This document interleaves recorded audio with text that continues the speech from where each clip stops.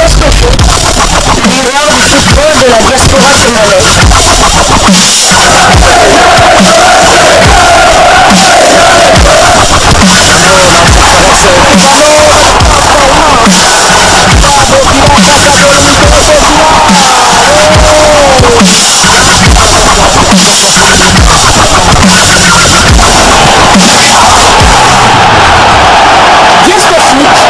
Le miroir du football de la diaspora congolaise. Vous êtes sur Diasco Foot, le miroir du football de la diaspora congolaise. Diasco Foot vous dit bonjour, tout plaisir est pour nous de vous retrouver, mais surtout de savoir que vous êtes nombreux en train de suivre votre chaîne YouTube dédiée uniquement aux footballeurs de la diaspora congolaise. Time is up, c'est l'heure de partager avec vous quelques news que nous avons pu récolter pour vous, des news concernant certains de nos internationaux de binationaux qui se sont illustrés dans leurs clubs respectifs. Et pour le numéro d'aujourd'hui, nous le débutons du côté de l'Hexagone en France, où l'on jouait la 4e journée de la Ligue 1 Uber Eats. L'Olympique de Marseille accroché au FC Nantes. Pourtant en supériorité numérique depuis la 9e journée, l'Olympique de Marseille a concédé le nul sur la pelouse du FC Nantes, score final un but partout. Titulaire, le capitaine de Léopard de la RDC, Chancel Mbemba Mangoulou, a disputé l'intégralité de cette rencontre pour sa 5e fois consécutive.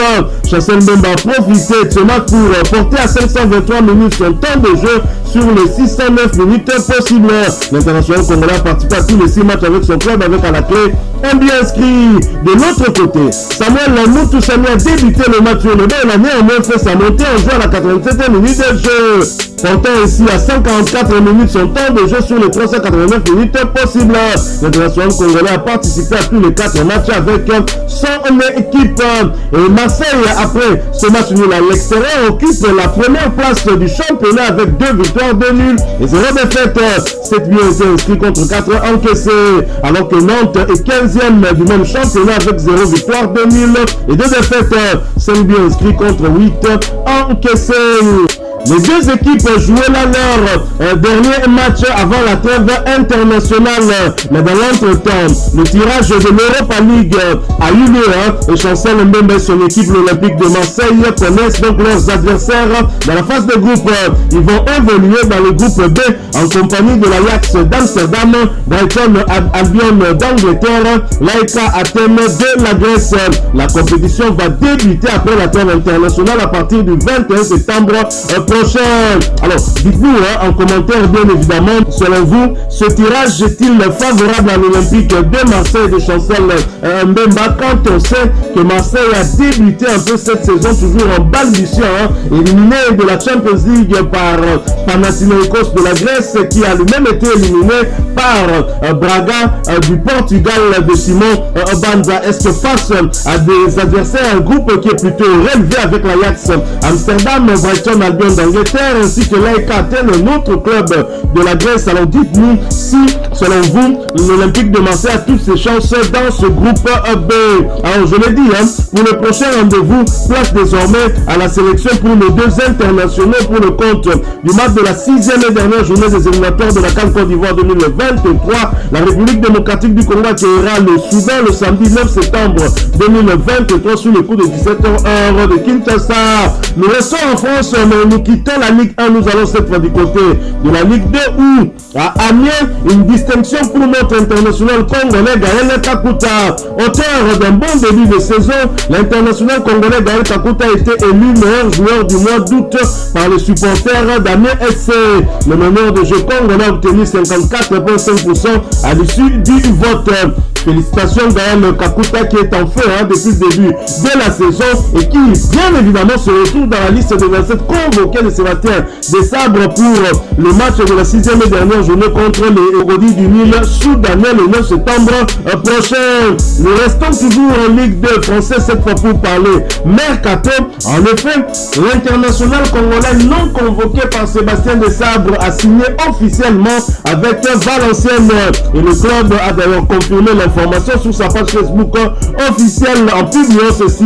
International congolais Glody Maccabi Milé pour rejoindre l'effectif valenciennois en provenance d'Al Hilal du Soudan. Notre nouveau rouge et blanc s'est engagé pour 3 saisons. Et de poursuivre, on a cru comprendre que vous vouliez des offensifs alors, avec la publication de plusieurs recrues pour justement animer cette équipe sur un plan offensif qui a eu du mal cette saison. Et Actu VAFC, l'actualité de Valenciennes FC bien évidemment, a publié également un message sur sa page Facebook officielle. Un nouveau joueur, l'ailier droit congolais Glody Maccabi Milé arrive au VAFC officiel. Âgé de 26 ans, il peut jouer ailier droit, voire ailier gauche ou avant-centre. Bienvenue à VA Maccabi.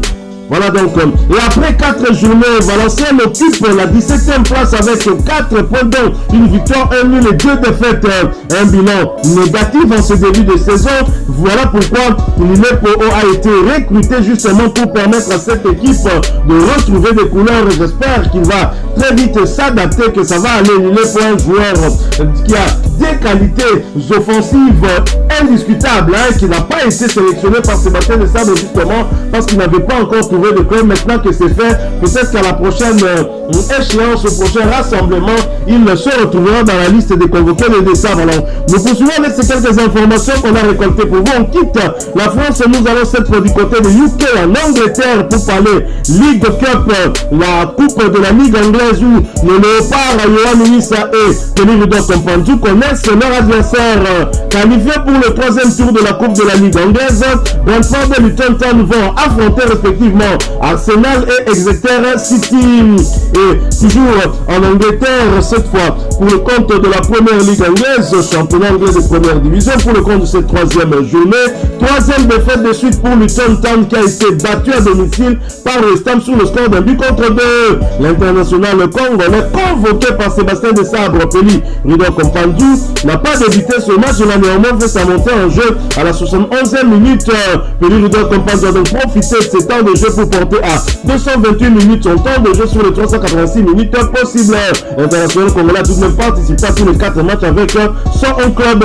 Luton Town, après se réveiller à domicile, les derniers du championnat avec 0 victoire, 0 nul et 3 défaites. 2 buts inscrits contre 9 encaissés.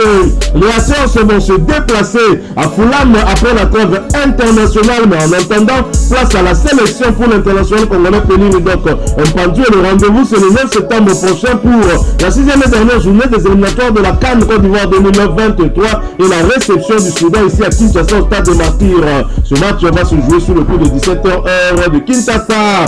Nous quittons l'Angleterre, nous allons cette fois du côté des Pays-Bas pour parler mercato. C'est officiel, Kitala file aux Pays-Bas. Yann Kitala va désormais évoluer cette saison à Almer City, équipe évoluée en première division néerlandaise où il a été prêté pour une saison par le Havre de la France. Le transfert vient d'être officialisé par les 2 parties prenantes. Nous quittons les Pays-Bas, nous allons du côté de l'Italie où l'on jouait la 3e journée de la Serie A, championnat italien de première division. Et la Milan qui se déplaçait du côté de l'AS Rome l'a battu sur le score d'un but contre 2. Pierre Kalulu a débuté ce match sur le banc. Il a néanmoins fait sa montée en jeu à la 65e minute de jeu, portant à 56 minutes son temps de jeu sur les 291 minutes possibles. Le national congolais a participé à 2 des 3 matchs avec son club, à savoir Pierre Kalulu, jeune frère d'Aldo et de Gédéon Kalulu, reste toujours éligible pour jouer avec les Léopards de la RDC.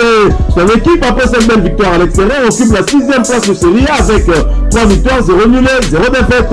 8 buts inscrits contre 2 encaissés.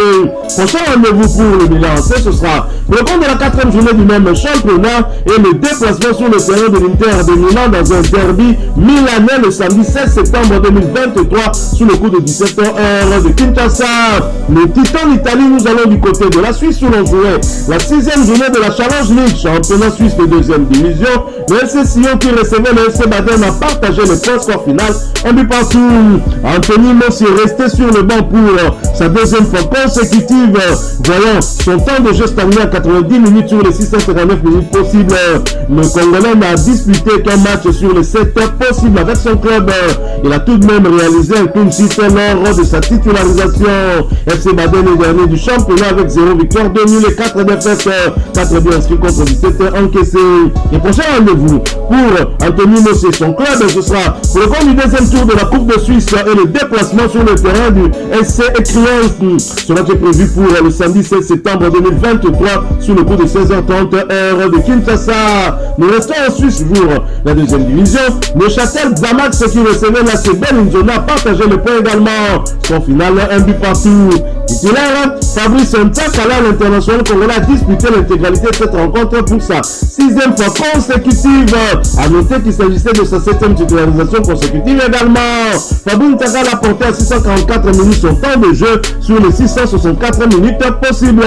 L'international congolais a participé à tous les 7 matchs avec son équipe avec à la clé 2 passes décisives délivrées. Et son équipe, après ce match nul, occupe la 3e place du championnat avec 3 victoires, 3 nuls, 0 défaites, 13 buts inscrits contre 5 encaissés.